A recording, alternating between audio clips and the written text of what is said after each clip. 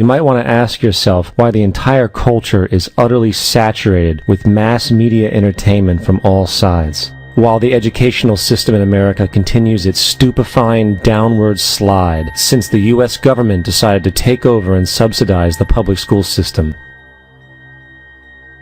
What your government pays for, it gets. When we understand that, then we look at government-financed institutions of education and see the kind of students and the kind of education that's being turned out by these government-financed schools. Logic will tell you that if what is being turned out in those schools was not in accord with what the state and the federal government wanted, then it would change it.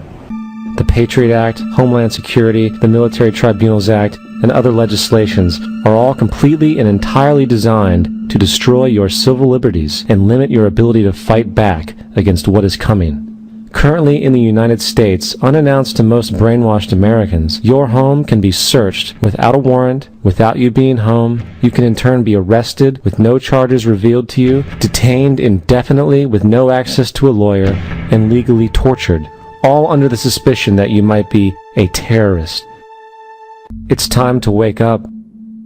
The people in power go out of their way to make sure that you are perpetually misled and manipulated.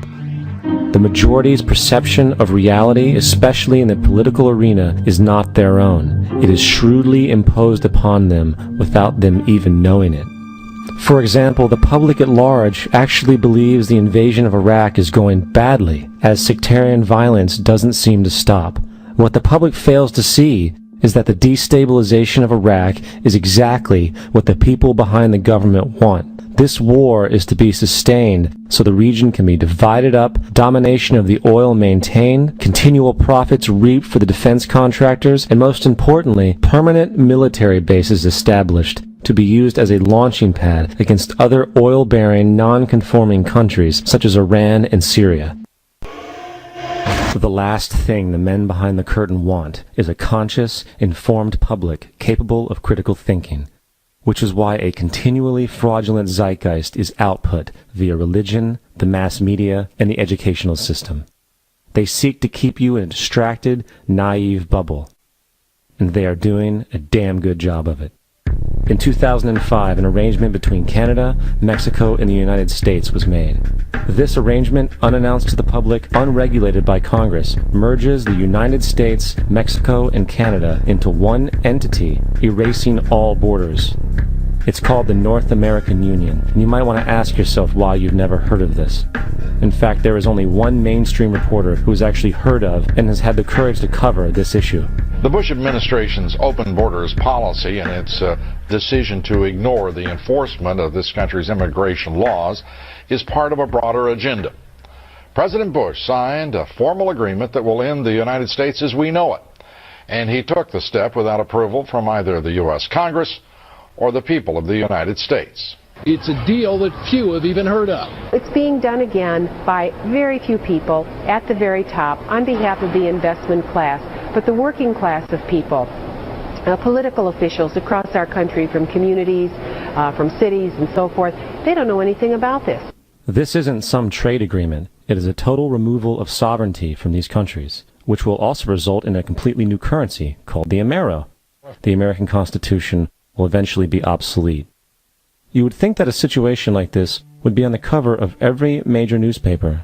That is until you realize that the people who are behind this movement are the same people behind the mainstream media, and you are not told what you're not supposed to know. The North American Union is the same concept as the European Union, the African Union, and the soon-to-be Asian Union, and the same people are behind all of them. And, when the time is right, the North American Union, the European Union, the African Union, and the Asian Union will be merged together, forming the final stages of a plan these men have been working on for over 60 years. A one-world government. And if we have learned anything from history, it is that power corrupts, and absolute power corrupts absolutely. This is Aaron Russo, a filmmaker and former politician. To his left is Nicholas Rockefeller of the infamous Rockefeller banking and business dynasty. After maintaining a close friendship with Nicholas Rockefeller, Aaron eventually ended the relationship, appalled by what he had learned about the Rockefellers and their ambitions. I got a call one day from an attorney woman I knew, and she said, would you like to meet one of the Rockefellers? I said, sure, I'd love to. And we became friends, and he began to divulge a lot of things to me. So he said to me one night, he said that there's going to be an event there, and out of that event, you're going to see we're going to go into Afghanistan, so we can run pipelines from the Caspian Sea. We're going to go into Iraq to take the oil and establish a base in the Middle East, and we're going to go into Venezuela and try and get rid of Chavez. And the first two they've accomplished. Chavez they didn't accomplish. And he said you're going to see guys going into caves looking for looking for people that they're never going to find. You know, he was laughing about the fact that you have this war on terror. There's no real enemy. He's talking about how by having this war on terror, you can never win it because it's an eternal war. And so you can always keep taking people's liberties away. And I said, how are you going to convince people that this war is real? He said, but the media can convince everybody it's real. I mean, you know, it's just that you keep talking about things, you keep saying it over and over and over again, and eventually people believe it. You know, you created the Federal Reserve in 1913 through lies. You create 9/11, which is another lie. Through 9/11, you're fighting a war on terror, and now all of a sudden you go into Iraq, which was another lie, and now they're going to do Iran. You know, and it's all one thing leading to another, leading to another, leading to another. Now, I would say, what are you doing this for? What's the point of this thing? You have all the money in the world you ever want. You have all the power. I said, you know, you're hurting people. It's not a good thing. And he would say, what do you care about the people for? Take care of yourself and you take care of your family. And then I said to him, what are the ultimate goals here?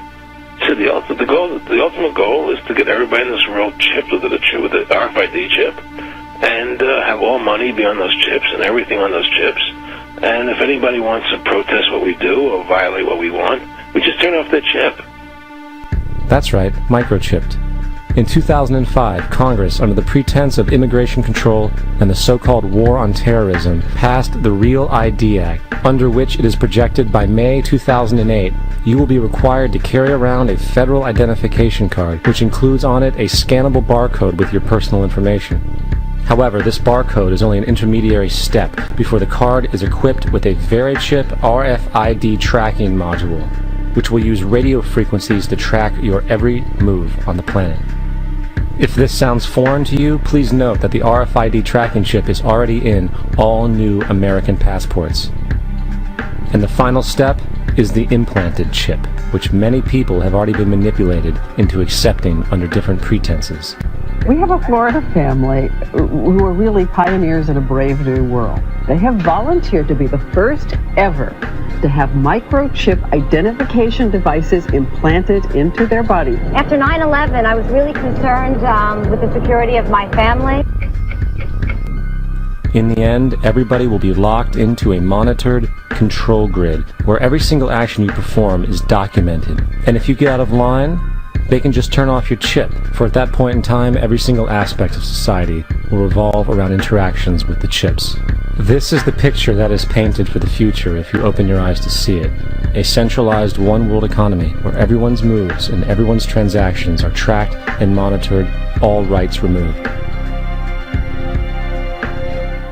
The most incredible aspect of all, these totalitarian elements will not be forced upon the people. The people will demand them. For the social manipulation of society through the generation of fear and division has completely detached humans from their sense of power and reality.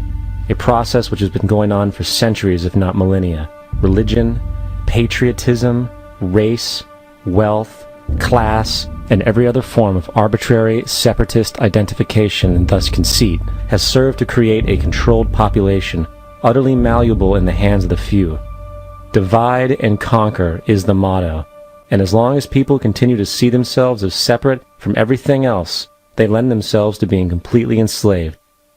The men behind the curtain know this, and they also know that if people ever realize the truth of their relationship to nature and the truth of their personal power, the entire manufactured zeitgeist they prey upon will collapse like a house of cards.